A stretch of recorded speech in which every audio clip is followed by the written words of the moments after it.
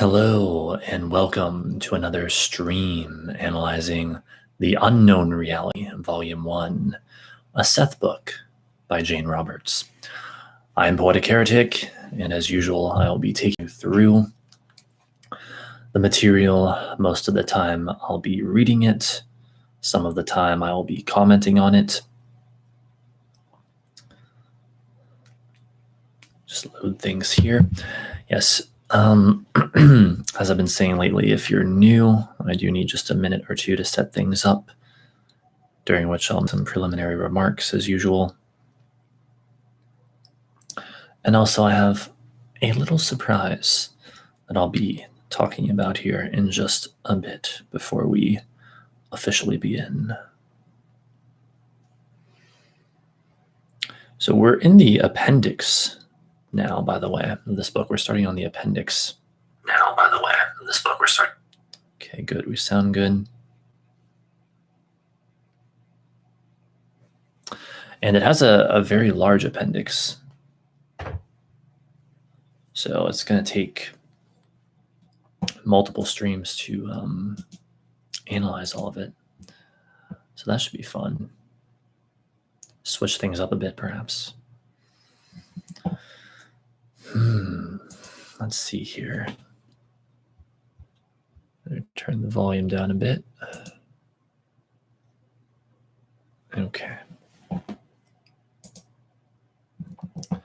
So remember, this is an analysis of the unknown reality. It is not my sitting here just reading it the entire time, and it is not my sitting here just believing everything it says the entire time. It's an analysis. It's meant to inspire critical thinking. So let's see, live with more of the unknown reality. In diving into its appendix.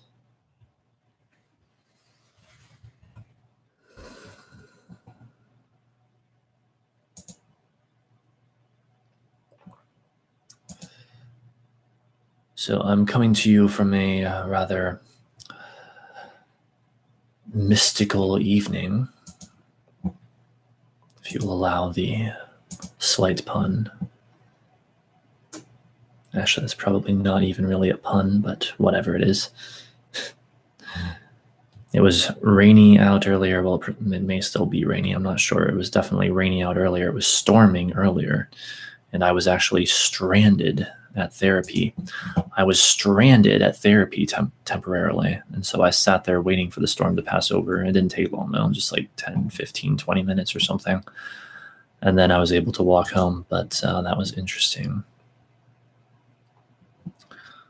So let's just see here. Okay, the tweet looks good.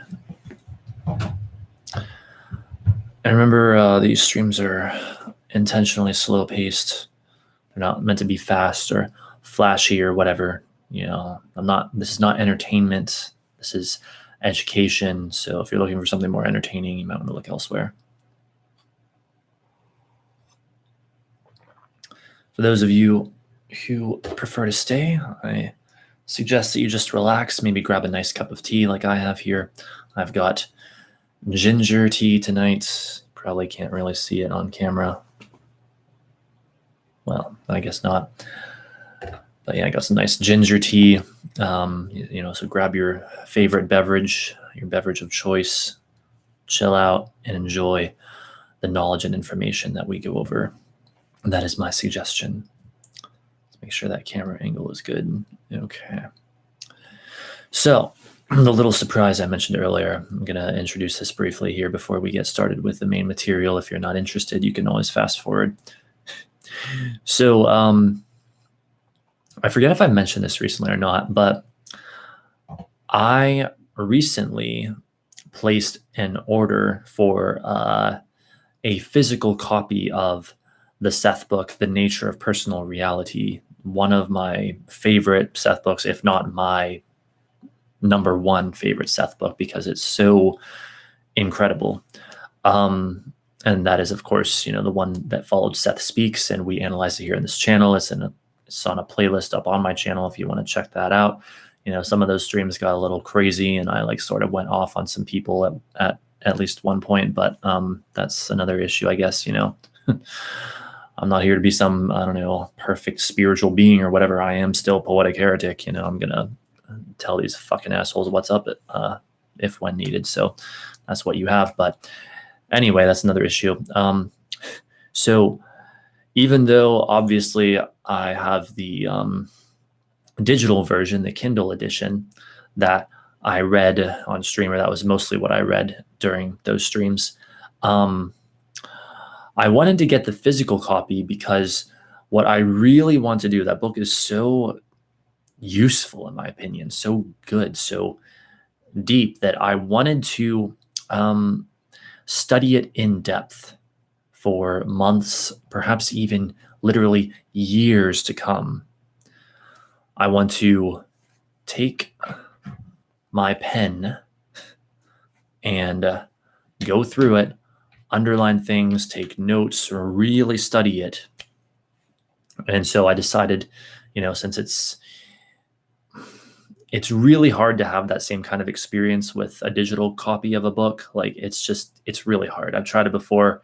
It's okay, but I just don't enjoy it that much.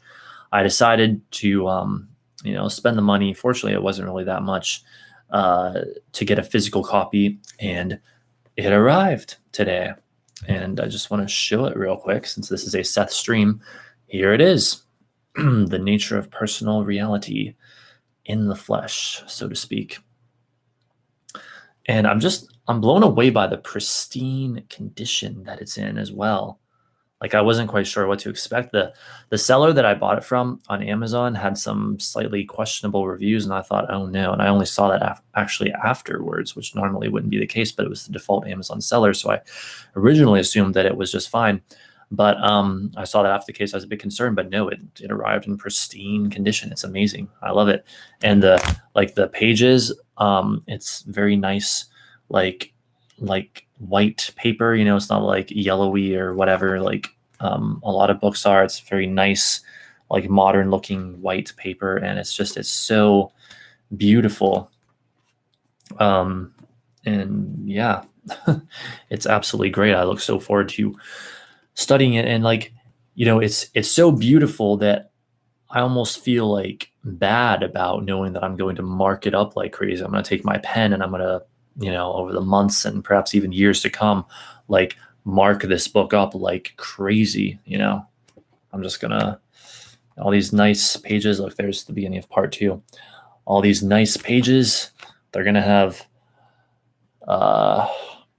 marks from my pen all over them. So yeah, but hey, that's the reason I got it, to really study it, because where should I put it? Let me get it situated on my desk. All right, because here's the thing.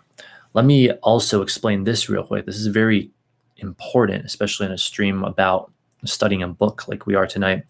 A lot of people don't know this, don't understand this, that when you read a book, if you actually want to truly read a book, you're pretty much supposed to be underlining or highlighting things and taking notes in the margins. Or if it's a situation where it's a borrowed book or something, or a library book, and you obviously can't mark it up, then you should be taking notes on a separate sheet of paper, like your own notepad or whatever. Or maybe these days some people might want to use a computer program for that. Whatever you use, you should be doing that technically if you really truly want to read a book and get the most out of it. Now, obviously, it's you're free to read a book however you want to read a book. I mean, I don't always read books like this myself, but with certain ones I do. And I think that The Nature of Personal Reality, because it's so good, it's so life transforming. It's probably literally the most life transforming book that I've ever read in my life. At least as far as I can think of. If there's one that's more, I can't think of it now. The stuff in it is just so good, and there's so much of it too. I mean, it is a tome, as you just saw. I think it's a book that's well worth taking the time. And yes, It is a slow, tedious process.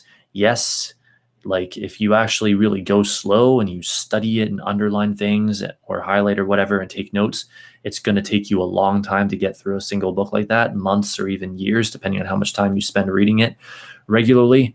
But if you truly want to get the most out of it, out of a particular book, if you really want to get everything out of it possible, that's how you got to read it.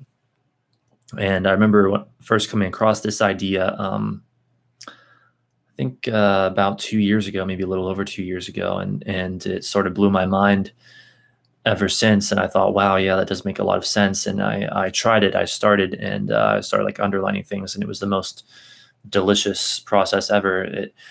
A huge advantage with it is it can how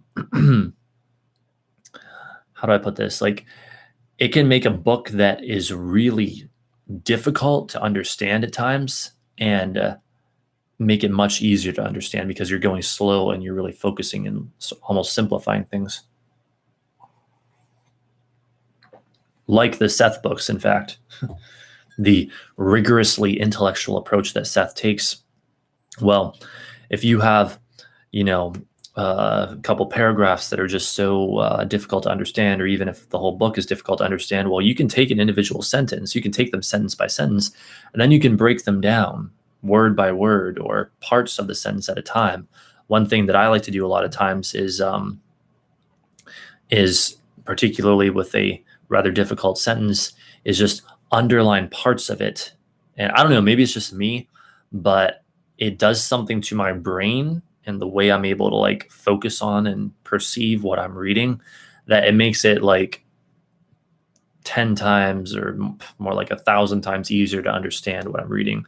It's somehow a focusing measure. Like it somehow focuses your mind or your brain on the material you're reading, making it far easier to understand and comprehend.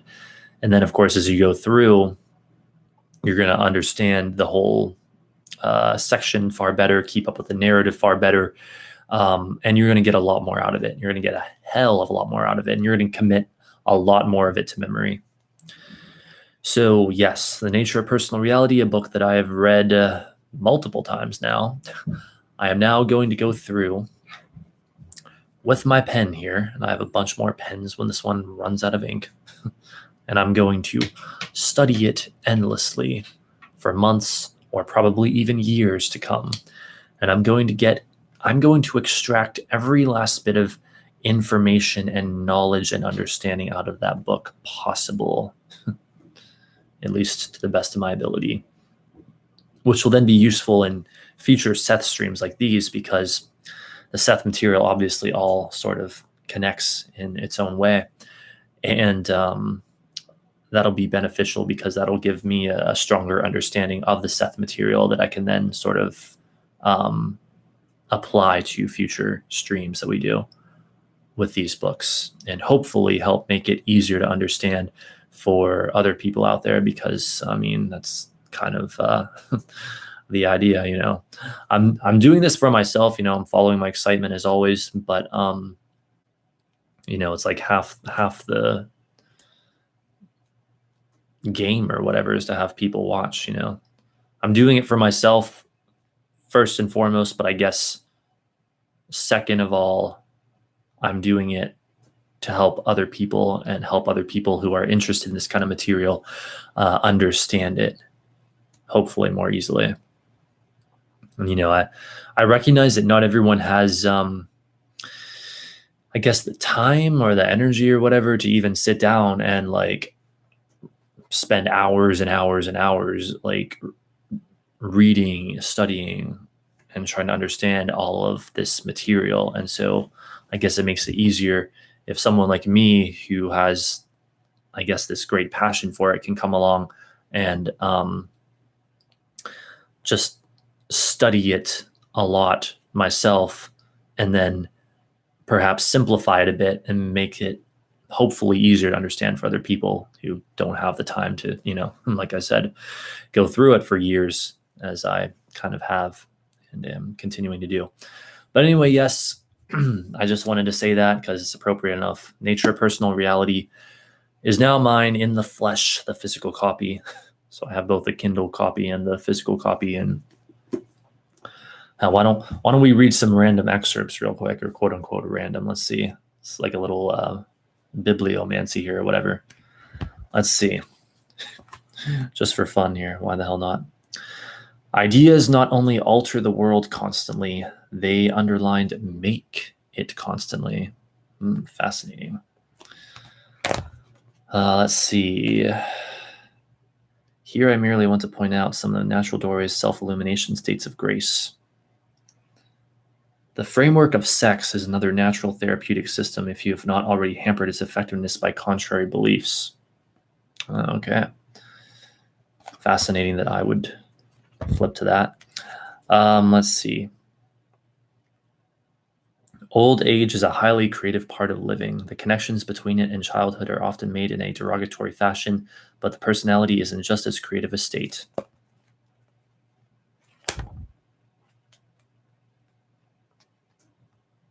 Let's see, I'm looking for like more like standalone sentences.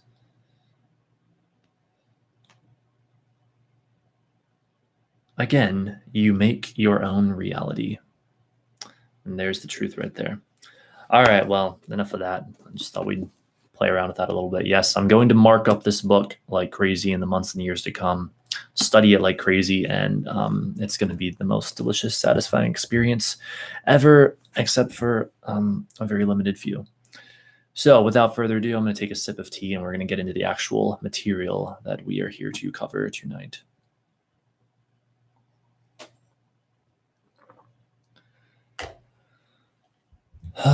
Boy, I was feeling such intense anxiety earlier, by the way, dear viewers, that I'm hoping this live stream can distract me from. It seems to be distracting me from it. Let's get this tablet to work. Seems like it was dying down beforehand, but now that I'm live, it's really helping to distract me. It's weird. I had the book open. Why did it close it? Anyway, here we go. Appendix 1 for session 679. April 1976. In this appendix, I've put together some material on mysticism from Jane, Seth, and myself. I wrote the first tentative notes for it shortly after the 679th session was held in February 1974, with the idea of adding to them later if necessary. As events worked out, Seth was halfway through Volume 1 of Unknown Reality before I realized that these supplementary notes would work well as the first appendix in the first volume. The notes may have their own kind of order, but unlike most appendix material, aren't presented in a chronological sequence. As in the introductory notes, I want to stress Jane's role as the creative artist, disseminating her personal view of a larger inner reality, and her intuitive and conscious comprehension of at least some aspects of that reality, for such understanding can easily elude our Western-oriented, materialistic, technological outlook. I'm not interested in knocking our technology, however, but in pointing out coexisting inner factors that I'm sure are just as important. After all, our technology is responsible for the very existence of this physical book, or now this digital book, I guess, thereby making it possible for Seth, Jane, and me to communicate with many others. Since Jane began delivering the Seth material, I've become more and more interested in questions about the origins of creative, meaning artistic, endeavors. When we start looking for such beginnings in ordinary terms, we usually end up reaching back into the subject's childhood. But paradoxically, the origins aren't to be found there either, or grasped in regular terms, for according to Seth, they'd lie outside the reach of physical life. Without going into Seth's ideas that time is simultaneous, or that underlined any endeavor is creative, the kinds of origins I'm discussing here wouldn't have any beginning or end. More likely than not, they'd be chosen by the personality before birth, or outside the physical state. As soon as Seth mentioned Jane's, quote, deeply mystical nature, end quote, in the 679th session, I thought of some personal material he'd given us 6 months earlier. I've slightly rearranged excerpts from that session for presentation here. And now Seth begins speaking. Even in his poetry before our work, Rupert's energy led him way beyond quote unquote himself at certain times. He tried to hold himself down because he felt the energy was so strong that allowed freedom in almost any direction. It would bring him into conflict with the mores and ways of other people. Rupert is literally a great receiver of energy. He attracts it, and it must go underlined through him, translated into outward experience. He is himself. He cannot turn himself or his abilities off. His activities would be strong in whatever level of activity he underlined focused his energy, exaggerated in terms of underlined others by comparison. He underlined is a great mystic. Naturally, that is, a great mystic. That is reflected through his poetry as well as our specific work. So that expression would come through poetry or also with its quote-unquote psychedelic experience, regardless of specific sessions. At about the time that personal session was held, we'd been reading a book on the lives of some of the well-known mystics of the past. Most of them had functioned within religious frameworks, and Jane and I saw how their various environments had given color and shape to their transcendent experiences. Brackets, I would add that in turn, those experiences obviously enriched those environments. But in spite of Seth's material, Jane told me, quote, I'm not a mystic. I don't think of myself as one at all, not like those church people. She smiled. I don't have a vision every time I want to do something important. In fact, she continued, I'm embarrassed that Seth called me a mystic, a great one, I mean, like that, no matter whether it's natural or not. Rather reluctantly, she agreed to let me present that personal material here, but only, I think, because she understood my desire to give what I considered to be pertinent background material for the Seth books. Yet, at the same time, she could say to me, quote, I hope to go further into consciousness than anyone else ever has, end quote. Footnote. Jane made her remark while we were talking about the quote-unquote demons or guardian spirits of Socrates, the Athenian philosopher, 470 or so to 399 BC, believed that happiness was the goal, that one should be quote-unquote well demonized or well demonized. That's interesting. That the guidance for life came from God. One should be well demonized. That's literally what it says. Fascinating. End of footnote. And hello there, Smiley. Welcome, welcome, welcome. I reminded Jane that since she belonged to no religion now, having left the Roman Catholic Church when she was 19 years old, her mystical nature would choose other avenues of expression than religious ones, as in these sessions, for instance.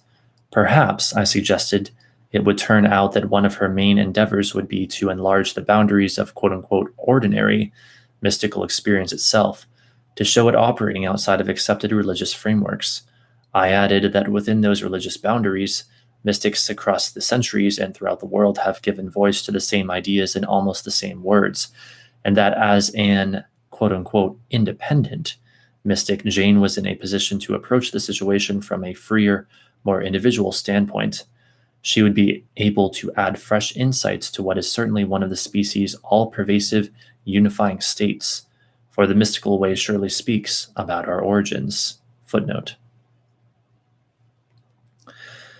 The mystical way is one of the natural feedback systems that operate between the body and the psyche, as Seth reminds us in Chapter 10 of Personal Reality, which, as I said earlier or showed earlier, I have right here now.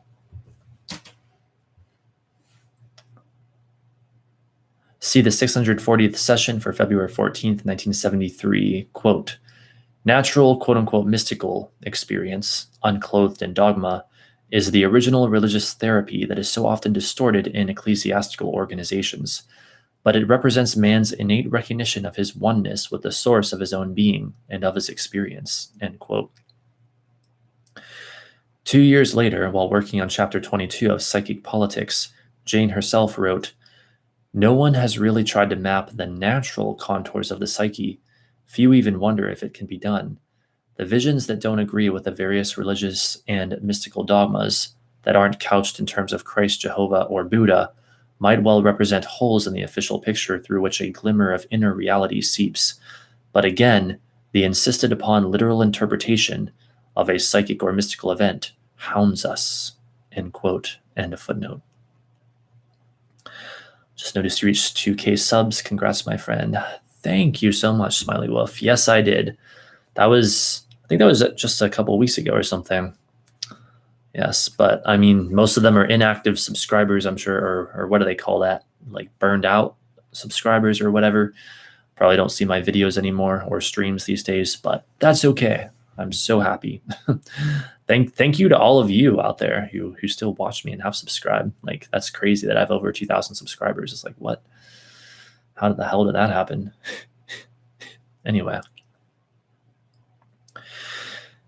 Yet, somewhat ironically, Jane's inherent abilities first began to show themselves, even if on unrealized or quote-unquote unconscious levels within the very disciplined structure of Catholicism, and she had reinforced that framework by demanding her transfer from a public to a Catholic grade school. I asked her about her childhood feelings in line with Seth's description of her mystical nature in the 679th session. Jane told me that during those years she'd had no idea that she might be anything so esoteric as a quote-unquote mystic. She was simply herself, and her sense of self, with her individual abilities and appreciation of the world she created and reacted to, grew in a very natural manner as she matured.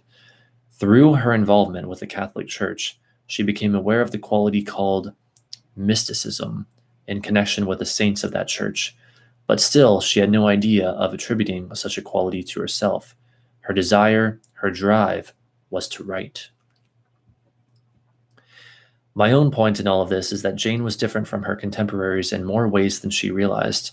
It was obvious to her in her youth that none of her friends wrote poetry or talked about the subject matter of much of her own poetry. Footnote. When she was 16, for instance, Jane wrote, "The gods have not lost their way, nor have I," and "I can't find time, I've looked everywhere."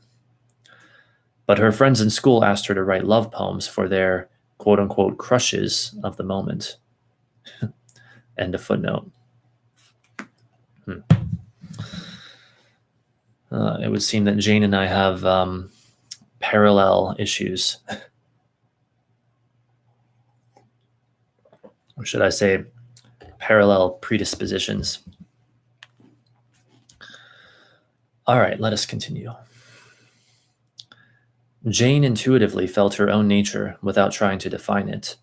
Concurrently, as a child, she would take long walks at night and pray, especially when she'd, quote-unquote, been bad.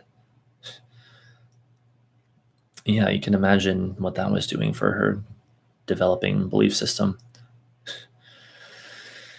Throughout her formative years, however, Jane's grandfather, her little daddy, as she called him, played an important part. To some extent, he replaced the father she lost at the age of 2 when her parents were divorced. Joseph Adolphe Berdo was of Canadian and Indian stock and grew up speaking French. His ancestors had originally spelled the family name Bordeaux. That's Bordeaux. In certain ways, Jane identified strongly with him, as Seth explains in the excerpts to follow from the 14th session for January 8th. Cannot read tonight. For January 8th, 1964. When Seth gave us this information, the sessions had barely started, yet we could relate to it at once. In this instance, especially Seth's insights, quote-unquote, fit Jane's conscious knowledge and extended it in most interesting ways. To initiate the material in the 14th session, I asked Seth, "Jane has been very curious to learn something about her grandfather. Can you help her with this?" Seth replied, "Part of a very strong entity, however, extremely inarticulate in last life, due to an inability to synthesize gains in past lives." Rob, why was Jane so attached to him when she was a child? Seth. Besides normal reasons, he was psychically inclined at a time when Jane was young and herself close to a past life. She sensed his deep and personal inner awareness. It confused and haunted him, since his inarticulateness applied also to thoughts within himself. He felt strongly but could not explain. In his solitary nature, he came close to being a mystic, but he was unable to relate to his personality as Joseph Bordeaux with the social world at large, or even to other members of the family. There was a block, regrettably. He felt strongly his connection with the universe as a whole and with nature as he understood it. But to him, nature did not include his fellow human beings. The solitariness that besieged him, because it did besiege him, is dangerous to any personality unless it comes after identification with the human race. So I want to stop here for a moment and make a quick comment. So if anyone out there is watching and wondering if this sort of extra information, this appendix stuff, is really so relevant to you, or relevant in general compared to the bulk of the Seth material, well, let me remind you of this basically. Everything that you experience is a reflection of aspects of yourself, especially if you are a vibrational match to seeing this very live stream, to hearing the very words I'm speaking right now, then everything you're seeing here applies to you in some way, shape, or form, or there's something in this for you, essentially. So at least that would be my thesis about the matter. So all this stuff, like the background of like Jane and stuff like that, you may think, oh, maybe that's kind of interesting, but how does it apply to me? I would say look for how it may apply to you or what you can glean out of it. You know, if you're a vibrational match to this, it's for a reason.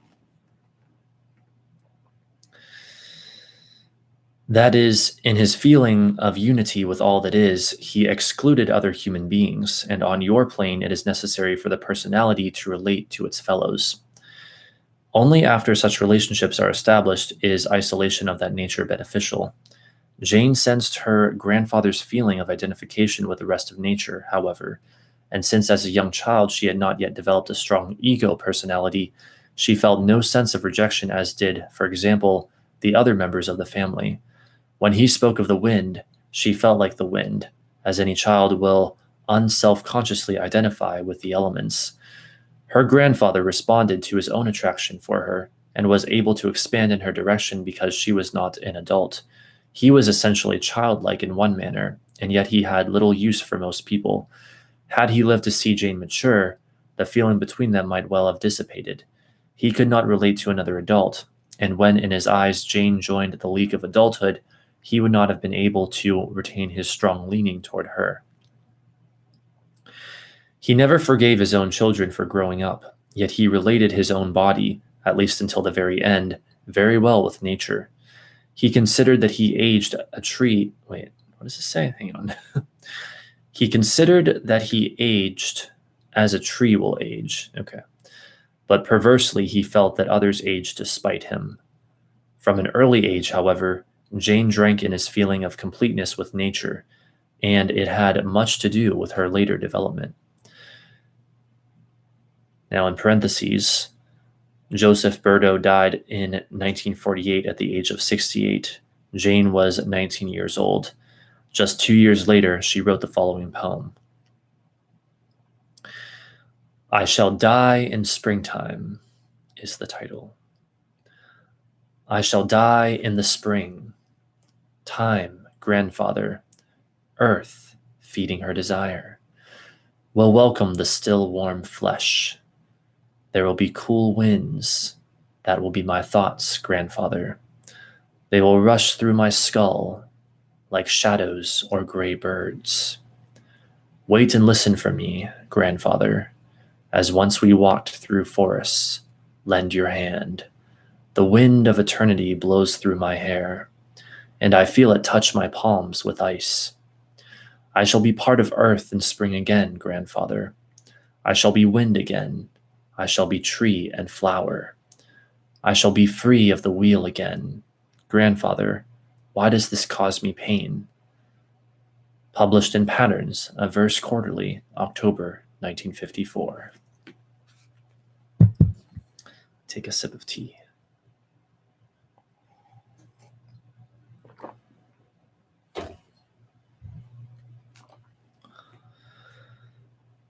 Even so, through her school years, Jane didn't particularly talk about her thoughts or the abilities she sensed within herself, not with her mother, the priest she came to know well, and who didn't approve in any case if she carried her religious devotion, her mysticism, quote unquote, too far, or even with her grandfather. Jane wrote about her inner world instead. She had boyfriends, but no dreams of marriage, children, or keeping house. Essentially, then, she, quote unquote, felt alone in her constant desire to write. After she left the church, she distrusted organized religion in general and had no idea that her writing would lead to any kind of quote unquote mystic experience. In fact, when Seth began to speak about immortality, Jane was disturbed and said that she wanted the sessions to stay away from any religious connotations. She hasn't undergone a classical religious conversion of the kind William James describes in his The Varieties of Religious Experience, yet more than once she's known her own forms of ecstasy or deep alteration of consciousness or illumination, whatever one chooses to call such states. Yeah, Jane Roberts, by the way, was a Taurus, and I've noticed a pattern, I think, with Taurians of being very sort of skeptical of religion and stuff like that. Now, obviously, there's going to be exceptions to that. You can't just say all Taurians are like that. But I've definitely, over time, just my own personal experience, different Taurian people I've encountered, whether personally or just, hearing of them. I've noticed this pattern of like being very skeptical towards like religious ideas, interestingly enough. And I myself am a Taurus moon, and well, I don't know. I'm certainly not a religious person, but I am a very spiritual person, if that isn't the most blatantly obvious thing ever. Anyway, footnote. Longmans, Green & Co., London, 1908. End of footnote. From two perspectives, she rather briefly describes one such episode, which actually lasted several hours, in her dialogues and in Adventures in Consciousness. Footnote. Jane deals with her profound alteration of consciousness in part 2 of Dialogues, The Paper and Trips Through an Inner Garden, and in chapter 9 of Adventures. End of footnote. Jane often enjoys being up and alone in the early hours of the day. She rises before dawn and makes herself, quote, a simple quick breakfast, end quote, just so she can read, make some notes, and watch the sky lightening outside the kitchen window. She listens to the first songs of the birds. The telephone is quiet. And, as she just wrote for me on April 3rd, 1976, I always feel an odd, right, somehow sturdy satisfaction, as if someone should be up to watch the day come, and it's me. End quote. The night before I'd been working on these notes, and we talked about mysticism, and among other things. Because of our discussion, Jane rose early that morning and produced several pages of material. When I got up, I found within her output the paragraphs presented below. They make an excellent ending for this appendix. Although she begins by once again expressing doubts, or at least qualifications, about her mystical status, I think her comprehension that she's part of the day, of the earth, and of time is surely a description of her independent pursuit of the mystical way. Jane wrote, Rob asked me about mysticism, though, and it's very hard to think of the word in connection with me because I confuse the various definitions or implications placed upon the word. To me, it's a sort of, yes, sturdy connection of one person to the universe, a one-to-one relationship, a yearning to participate in the meaning of existence, a drive to appreciate nature and salute it while adding to it, but the knowledge that nature is also a touchstone to a deeper, unknowable essence from which we and the world spring. But as I think the word is interpreted, I'm not a mystic. In usual terms, this state implies a far greater compassion and goodness than I possess, an inner graciousness that I sense but rarely achieve, and a patience with people that I lack, a piousness that I dislike too. These are the Christian versions. but a certain fanaticism often goes with them that I would find most distasteful. Some forms of Zen extol the virtues of good rambunctious humor, which I favor, but then ideas of renunciation clutter up both Eastern and Western mystic philosophies, as far as I know. The idea of the priestess used to fascinate me before my own involvement in our sessions, but I thought of a priestess poetess, mixing this with the idea of the mistress when I met Rob. Wherever we live is significant to me, a privileged place, our domestic platform in the universe. I have more sympathy and love for myself now. By making myself better, I can really do something to change a small part of the world. Maybe that's all I'm responsible for. Odd thought. What else do I feel responsible for? But if people love the part of the earth that makes up their bodies, then they'd treat themselves more gently. And the earth would know, like I feel the day knows when I watch the dawn come. I was going back to bed when my last line suddenly reminded me that I still feel the way I did when I was a young girl, that some part of the dawn does come for me, personally, and that to some extent time didn't exist before I was born. My birth brought a certain element into the world that wasn't there before, and with me, I brought time. This happens when anyone is born, but most people don't feel it, or don't seem to. Together, all of us on Earth form time and contribute to its design and to history. This happens whenever one of us is born or dies. I guess I've always felt that way.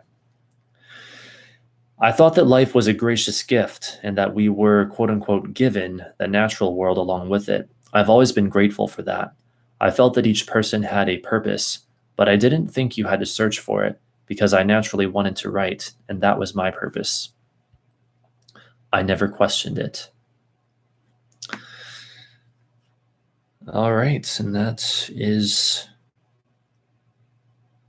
indeed the end of that appendix. Let me just make sure there aren't any notes here that sort of escaped us earlier. Sometimes happens.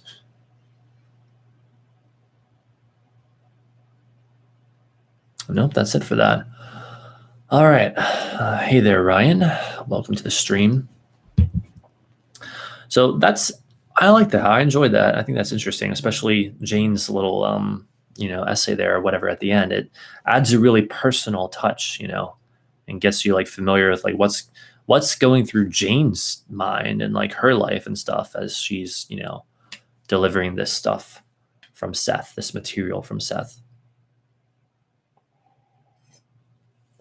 In fact, I will tell you guys, basically speaking, although I guess a lot of people who are familiar with the Seth material know this, but for those who don't, if you take the time to find out, there is like quite the story between Jane and her husband Rob that unfolded, alongside the Seth material, like their various like challenges and struggles and stuff like that.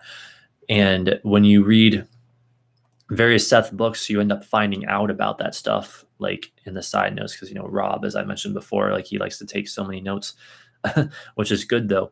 And it's quite the fascinating story, and it's also really, well, it's bittersweet in the end, in a sense, or in many ways, it's very sad, of course, because in the very last book that was put out. That was never finished, by the way. It documented Jane's stay in the hospital where she died at only like, I think 55 or so years of age in 1984. And it documents like what Rob was going through emotionally and what Jane was going through. And then Seth was still, dictating, or Seth was speaking through her and she was dictating it and Rob was taking the notes. I mean, like, I haven't read all that book, just excerpts of it. The very last book called The Way Toward Health. They were focusing on health while Jane's health was plummeting, basically. But like, I've read excerpts from it, and it's like this dramatic movie that unfolds or something. And so I definitely plan to read that in its entirety one day. But it's really something what Jane and Rob went through, to read about all this stuff. I was like, wow, they were like legit people, I think maybe that's another reason that I like this Seth material as much as I do, because there's that authenticity to it. It's not like so much of the like fake ass stuff in so much of the like new age movement today, unfortunately. People just basically telling themselves what they want to hear and just like believing just whatever they want to believe and not facing certain things. Yes, your beliefs form reality, but there are objective realities to be faced as well. There's negative beliefs that need to be faced, in that sense.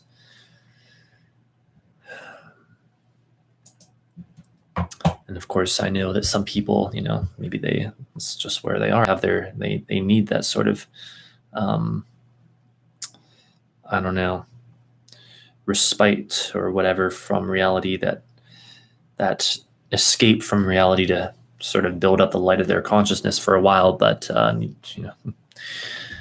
you can never do that forever.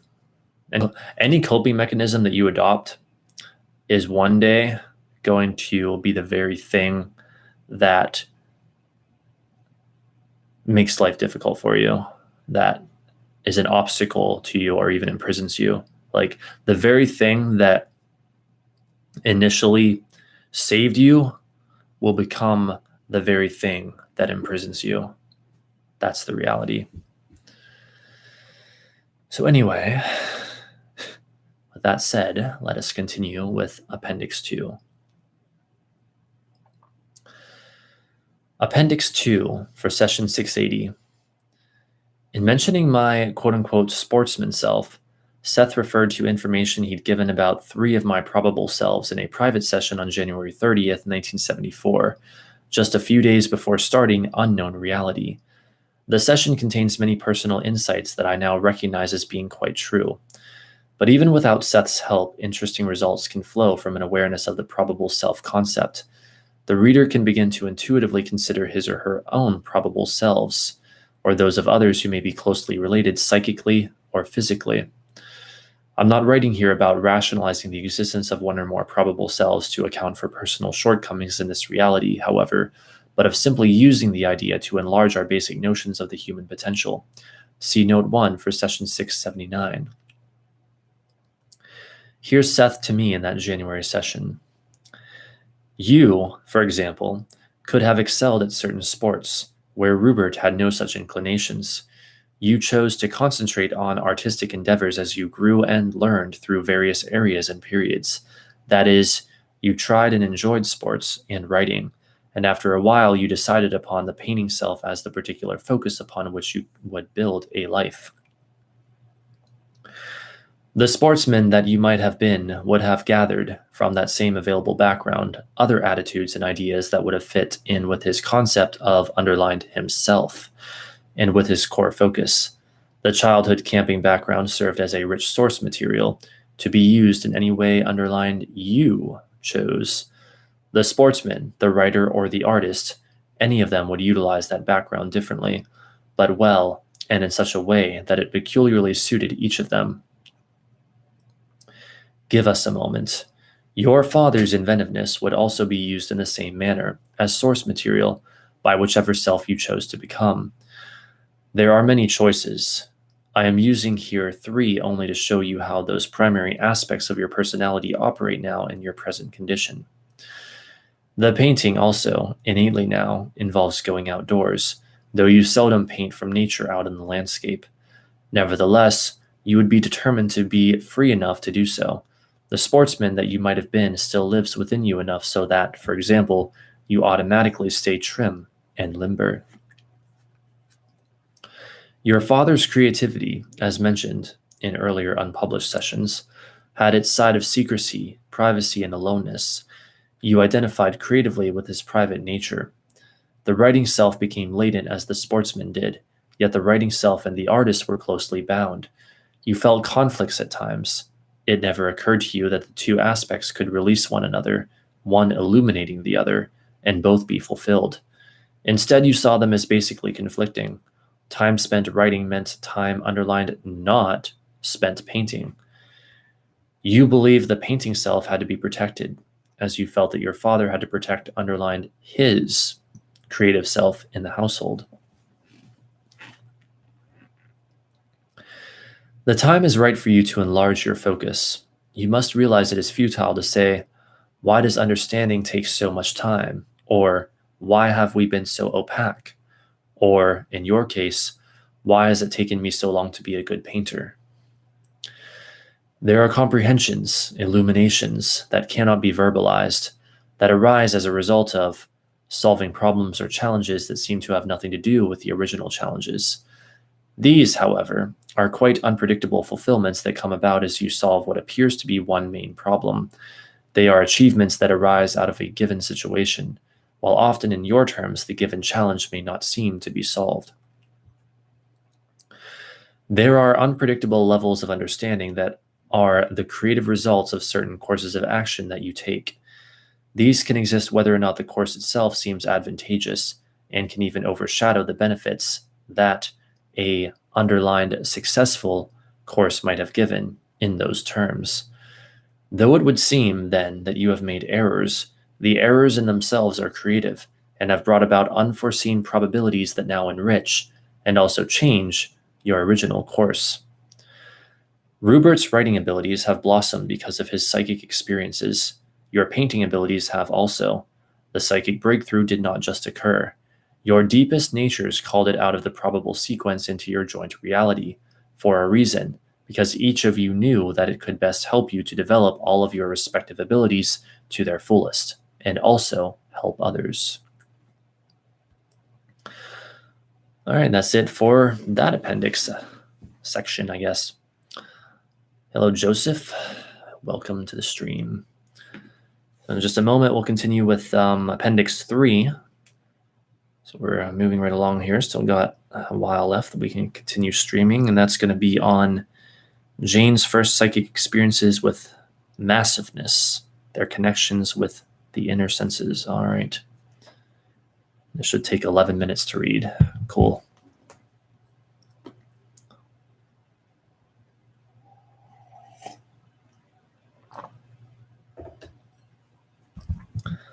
All right, here we go.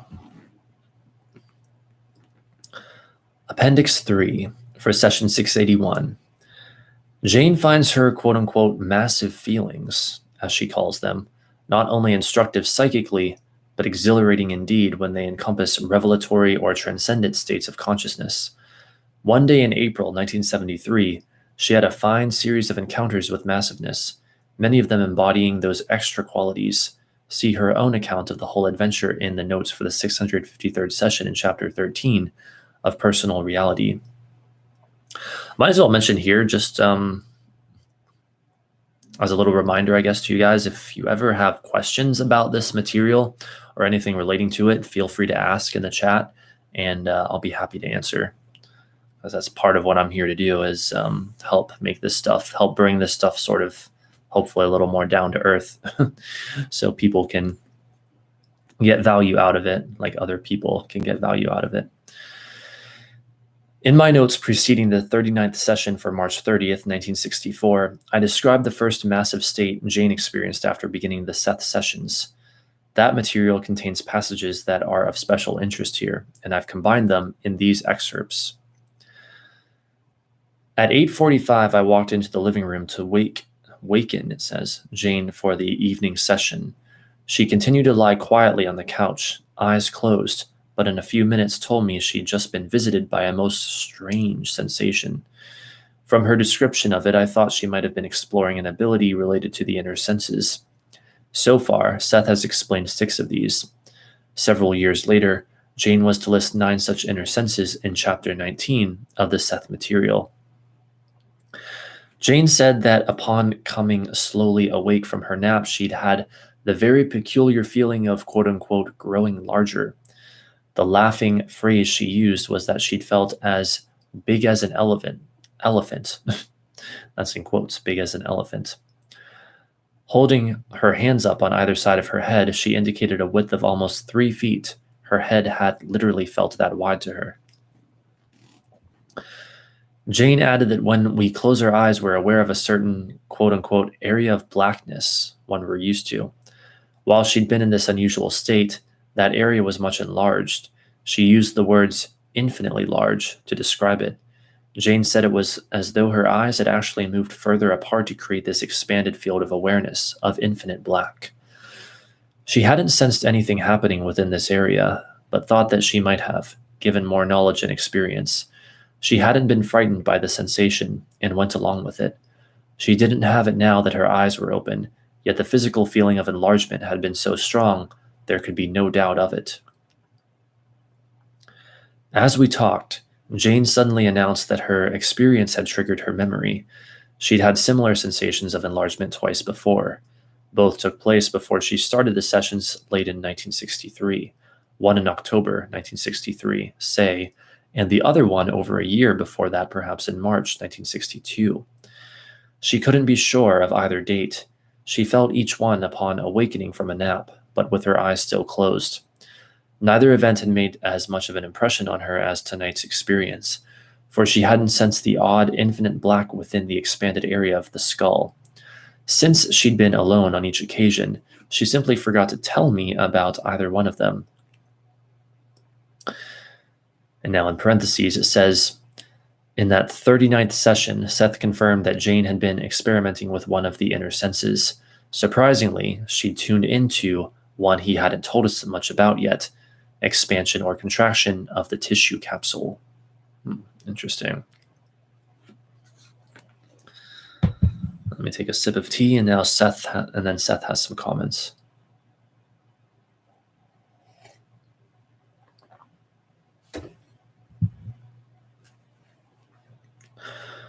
I am rather surprised that Rupert hit upon this one at this time, as it is usually a rather difficult ability to attain. Rupert experienced this on a physical level, trying to translate inner data into sensation that could be recognized by the outer senses. This seventh inner sense represents an extension of the self, a widening of its conscious comprehension, or a pulling together into a minute capsule that enables the self to enter other fields. And from the 40th session, the tissue capsule is actually an energy field boundary. At the same time, it protects the whole self from certain radiations which do not here concern you. No living consciousness exists on any plane without this tissue capsule enclosing it. To some inhabitants of other planes, realities, that have access to your plane, all that can be seen of you is this capsule, since such inhabitants have had no experience in your particular type of camouflage physical construction. Therefore, your camouflage patterns are invisible to them, but the tissue capsules are not. Footnote. Seth had more to say about perceptions between realities in the 42nd session for April 8th, 1964. And it's not displaying that. Okay, here we go. Quote, forms vary on different planes, are visible or invisible according to your own situation. A form that may be perceived by you as solid may be seen merely as an electrical unit on another plane, or as color on a third. You, for example, are perceived by others on other planes at this moment, but to them, you are not seen in the form with which you are familiar. Okay, this reminds me of some of the stuff that Seth said, I believe, in Seth Speaks, where he said that basically, if I'm understanding this correctly, that our thoughts, because they go out electromagnetically or whatever, they literally appear as, I think he said, basically lights that flicker in other realities. Like that our thoughts, like we have no idea, but our very thoughts as we think them literally form like environments of other systems of reality for other beings. So try that one on for size.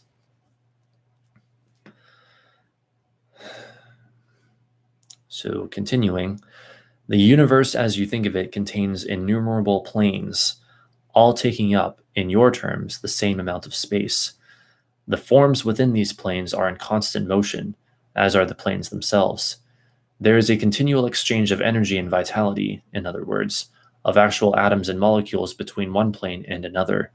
The interaction and movement of even one plane underlined through another results in effects that will be perceived in various ways, as necessary distortive boundaries, in some cases resembling a flow as if a plane were surrounded by water, or in other cases a charge as of electricity. But on each plane, the effects of this interchange of energy will take on the camouflage physical appearance of the particular plane. Using the senses developed on a particular plane to perceive its characteristic camouflage patterns, it is almost impossible to see beyond these boundary effects. The inner senses are inherently equipped to do this, but for many reasons they do not. The appearance of an expanding universe is also caused, therefore, by this distortive boundary effect. In some cases, the distortion could be likened to the reflection of a solid tree in water. The outer senses, observing the reflection, might try to judge the depth of the water by the height of the tree, supposing it to be as deep as the tree is high. Fascinating. End of footnote.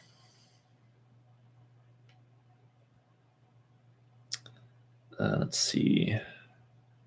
Okay.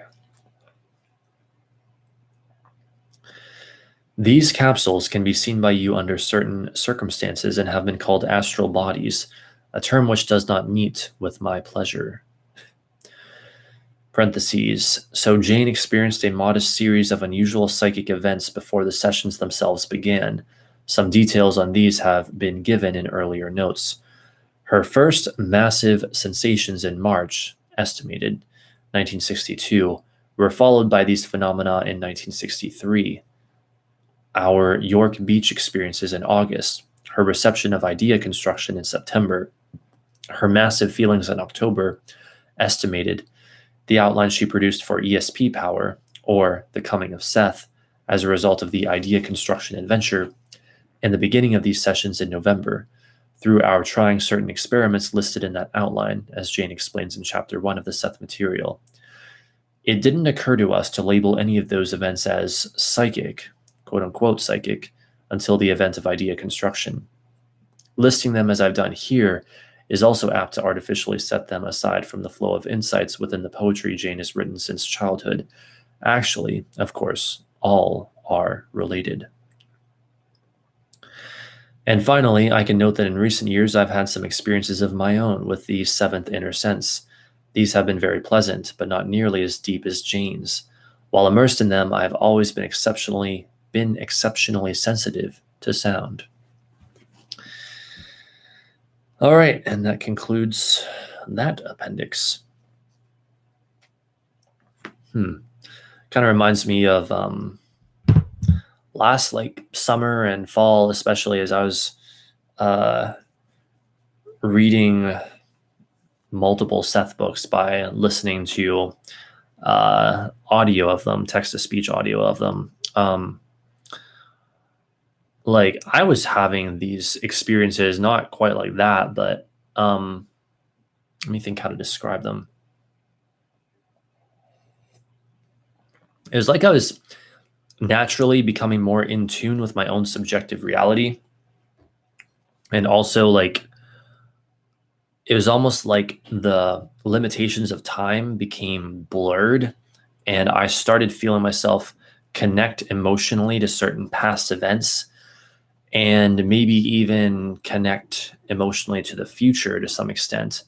But especially it was like I could feel more deeply into reality itself, including past realities that I've experienced. Again, it was almost like time became less of a limiting factor. It was very interesting. And I've heard, other people talk about having psychic experiences when reading the Seth material. And Seth himself says that, I forget which book it was, probably either Seth Speaks or Nature of Personal Reality, maybe both, but he literally said in one or perhaps both of those books that the book is being written to help encourage that. Or maybe it was another book, I'm not sure, like The Nature of the Psyche or something like that.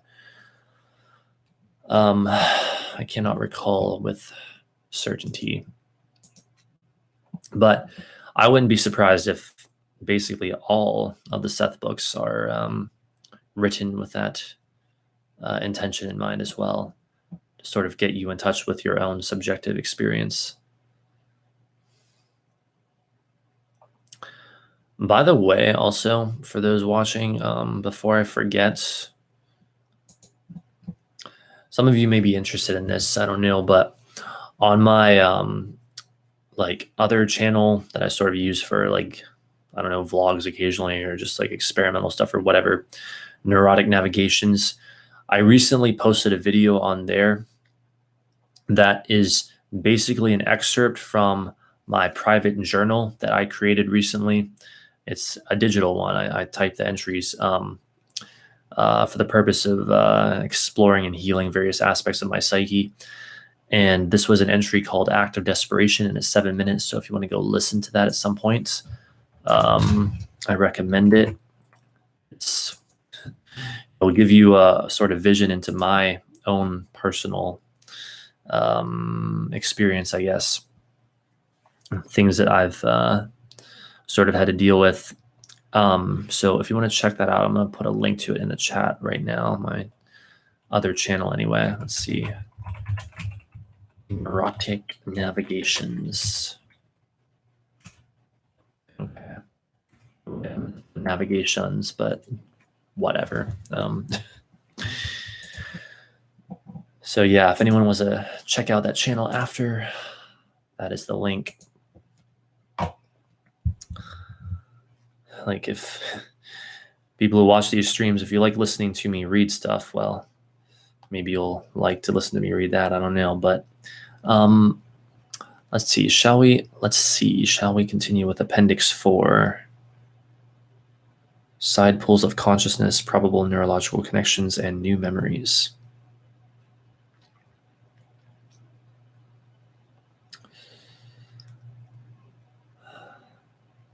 Let's see here. This is what takes 16 minutes to read.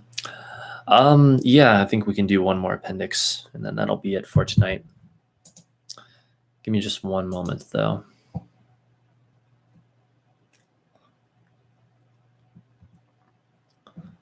It's interesting hearing this other sort of background material.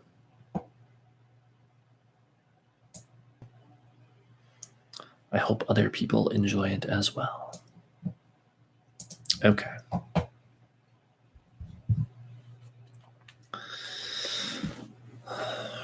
Raptor scheme is on. That's nice. Rather be here with Poetic. Aw, thank you so much, Ryan.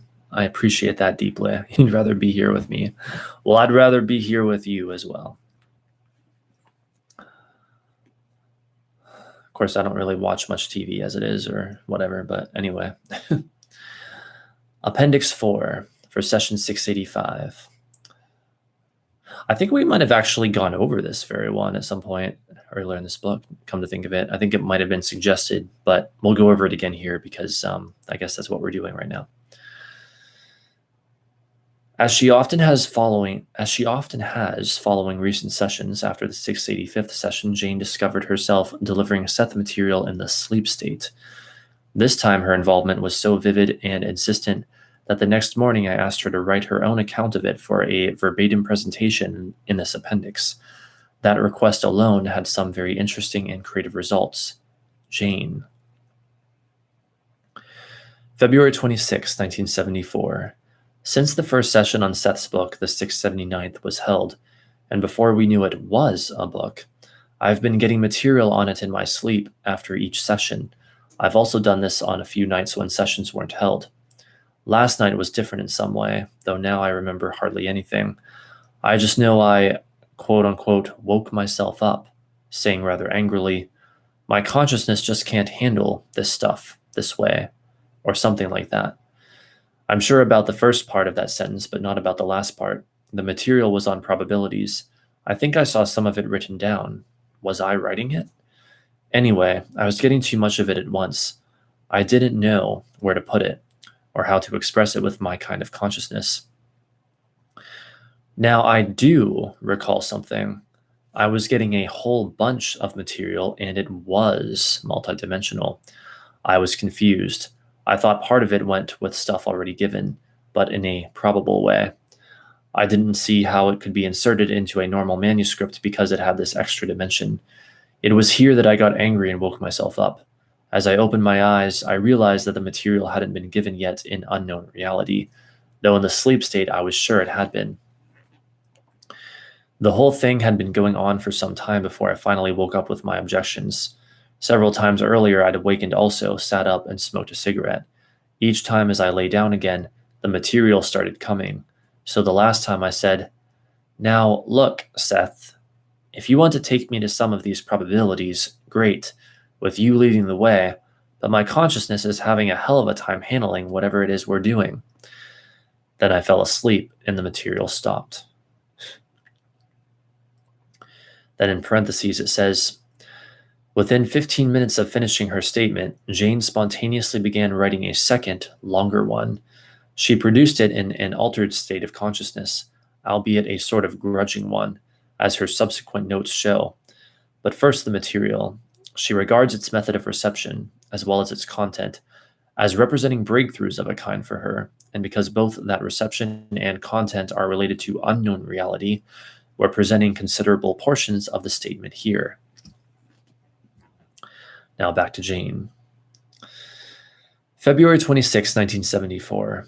I'm getting something like this. That data comes through to us multidimensionally, then is sifted through neural connections, where it's transformed into time segmentation or a strung out experience.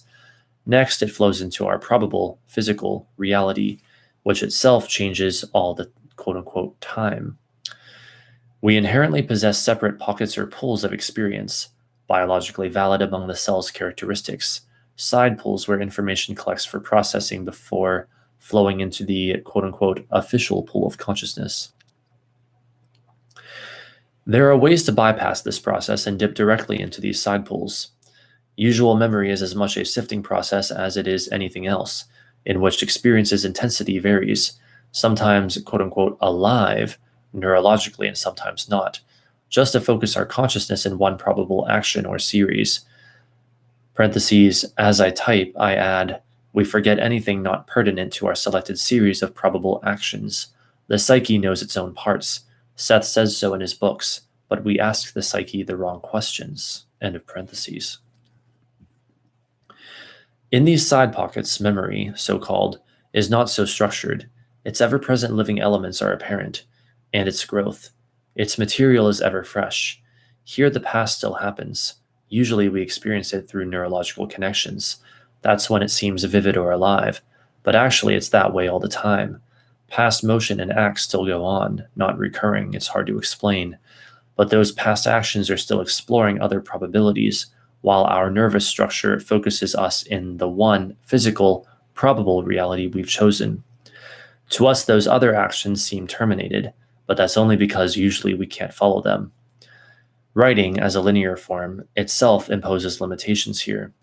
These quote-unquote past probabilities are not fleshed out in our terms, but they're brilliantly focused in their own life. In the Saratoga experience, I felt ghostly because there I was a future probability. Footnote.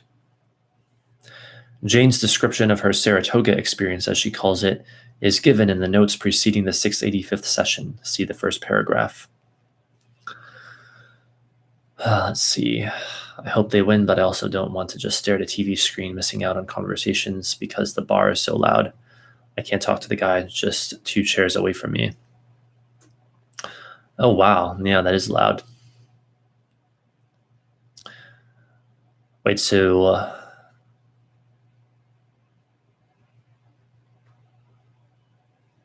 So you're at a bar right now then? Is that what you're saying? I haven't been to a bar in a long time. But anyway, let's see here. At certain levels of consciousness, through bypassing direct neurological activity and impact, you can then glimpse other portions of your own probable experience, both in the future and the past. Should probably take a sip of tea.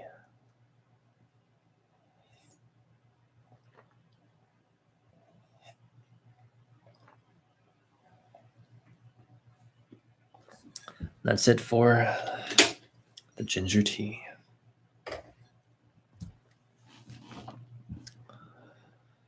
Using these side pockets or pools where data are still unprocessed in our terms You can pick up several other strands of your own consciousness, quote unquote, at once, though retention may be difficult. Explaining the experience to the normal consciousness automatically helps expand it, the normal consciousness, so that each time the process becomes easier, until, with practice, experience and data from several areas can be held simultaneously. The difficulty then is a translation in linear terms, hence Rupert's trouble in the Saratoga episode. And in parentheses, it goes on to say, now here, Jane told me later, she began moving into a different, hard to define, quote unquote, strange state of altered awareness. At the same time, she began casting her material in the third person. Rupert, him, he, entered in, yet, as she was to note in a subsequent statement, she wasn't picking up on Seth. Now back to Jane. Now, physically, neurological action is a code for other actions that usually can't be experienced at once because of the selectivity mentioned earlier.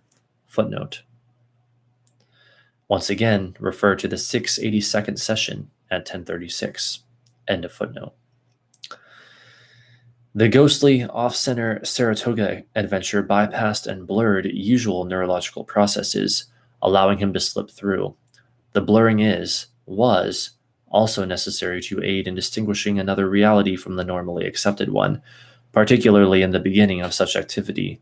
He was tuning into probable neurological materializations that are ghost images inherent in the normal nervous structure. Latent connections, biologically part of the cell's realities. He was moving into other selectivities. Actual complete impact is unlikely under most conditions, though various degrees of interception and intermixing can occur. Rupert's difficulty, anger, and impatience last night resulted from initial problems of translating multidimensional experience into linear terms and thought patterns. Footnote. See the second paragraph of the notes before the 685th session. End of footnote. Fresh material was being born anew in the past, and he didn't know how to fit it into his time scheme. And in parentheses, it goes on to say, here in the last paragraph, then, is a pertinent clue, and one that Jane arrived at without asking Seth. She has experienced such translation challenges often since beginning Unknown Reality, hence her talk before many of these sessions, from the 679th on, about attaining that, quote-unquote, certain clear focus, or the one clearest place in consciousness, before she began speaking for Seth. I kept Jane busy. That afternoon, after we discussed her second statement of the day, I asked her to write a description of the circumstances surrounding her reception of it. So for the third time that day, she led off a page with the date. Now back to Jane. February 26, 1974. At Rob's request this morning, I wrote a statement about my experience in the sleep state last night. Today, Tuesday, is my ESP class day, which means that I have a little less time for my writing. So after giving Rob the small description, I intended to type a chapter of Adventures in Consciousness. Footnote. See Note 5 for Session 680. End of footnote.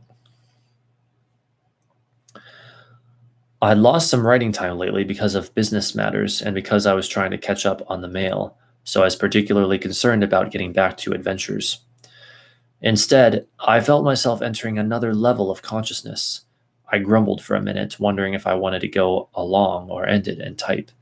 Then I thought that something important might be up, and I quote-unquote knew that this, whatever it was connected with my experiences of last night. So I went along and wrote my second statement of the day. While doing it, I felt mildly exhilarated. My consciousness gets a smooth feeling at such times, an easiness. Yet I was also aware of the same kind of reluctance I'd felt in the sleep state last night, as if I was trying to do something difficult or translate information that was more distant than usual from our ordinary concepts.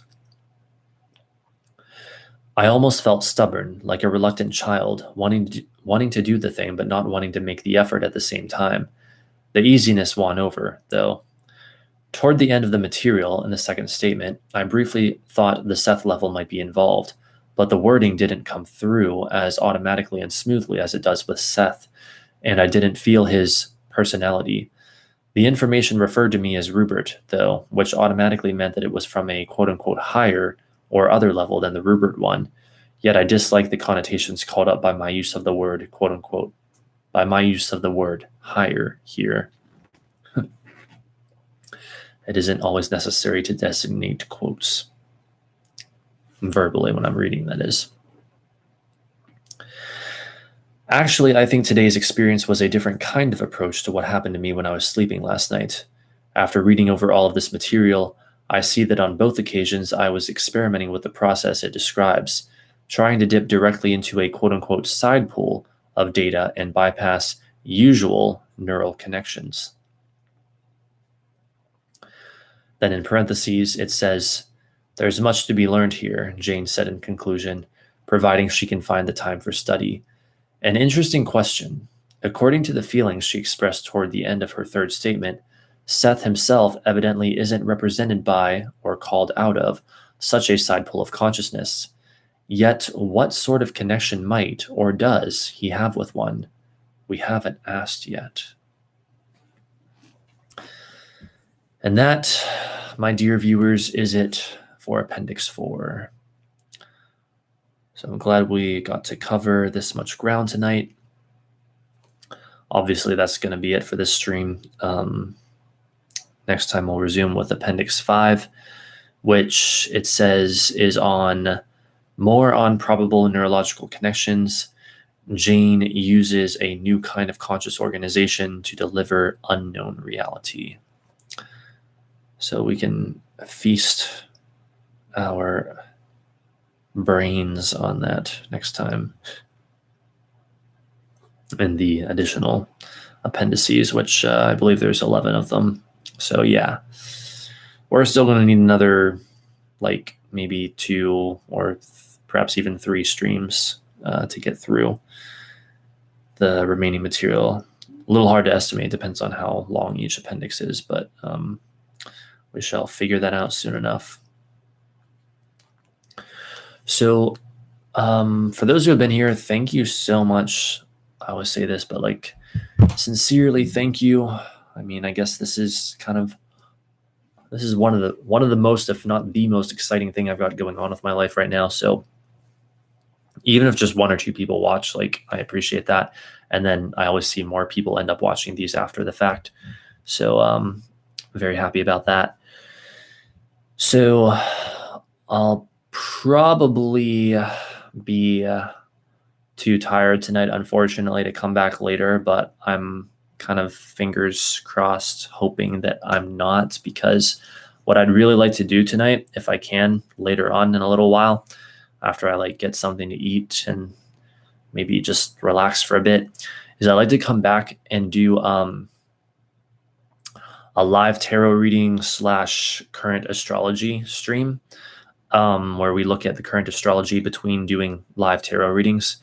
So with any luck, I'll have enough energy later to do that, even if it's a bit late at night. It's like, oh, well, whatever, fuck it. Maybe people still show up that late, hopefully. But if not, then I apologize. I can only do so much with this physical body currently. Maybe I need to analyze my beliefs more. But I think that's true. I think that's true regardless of the case. But if I'm not back tonight, I'll try to be back on Wednesday as usual. Stream ending. It is, sadly. It is. I've got to fuel myself up. Sure, I can come back, perhaps. Thanks so much, Ryan. I appreciate that. Yeah, hopefully I can. And one more time, just because I'm so excited about it. Yes, the physical copy of the Seth book, The Nature of Personal Reality, arrived today, and I look forward to studying the hell out of it in the months and years to come. Take my pen and I'm going to underline things and write notes, and I'm going to dive deeper than I've ever dived before into this book. So I'm just thrilled, and it's such beautiful quality. The pages are just, it's so great. I almost don't even want to mark it up because it's just so pristine, but I guess I have to. Anyway, and one more time, again, I posted that excerpt from my private journal on my Neurotic Navigations channel. It's 7 minutes long. If you guys want to check that out, it's called Act of Desperation. It's just my reading it. There's not really a video, it's just a black screen almost the entire time. But yeah, if you want to check that out, I put the link in the chat to my Neurotic Navigations channel. So you can just click that, or there's a link on my channel page if you prefer that. So thanks so much. And is there anything else I wanted to say before I go? There is one more thing I want to say. I just thought, oh, geez, I'm getting all enthusiastic here at the end. So this kind of doesn't relate to the Seth material at all, at least not in ways that I can perceive. Maybe it does in ways that are unseen by me. But Motionless in White, one of my favorite bands, just released a new album entitled Disguise 3 days ago. And speaking of getting physical copies of things, I'm thinking of getting a physical copy of that. I still just have the digital copy for now, but that album, in my opinion, is absolutely amazing.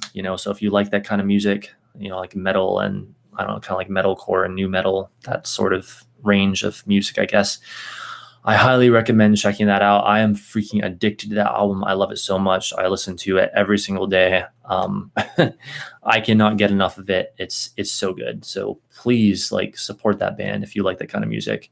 And, I'm just, obviously I'm not being paid to say this or anything, as if I would, Poetic Heretic, 2,000 subscribers. It's not like I'm some big YouTuber or any of that crap. But the point I'm wanting to make is I'm literally just saying this because I genuinely feel like that is such a damn good album. Oh my God, I fucking love it. And the lyrics are amazing. I have a lyrics app on my phone and tablet. So when I'm listening to the music, it displays the lyrics. It's called Music's Match, I think. And so I've already learned almost all the lyrics thanks to that. Because of that, it's so great. It's so brilliant. Oh God. So check that out too. That's my recommendation. You shall give it a listen, Ryan. Excellent. Well, I think that you will not be disappointed. It's really, really good in my opinion. So, all right. Thanks again. Hopefully I can come back later and have a great night, everyone. Bye for now.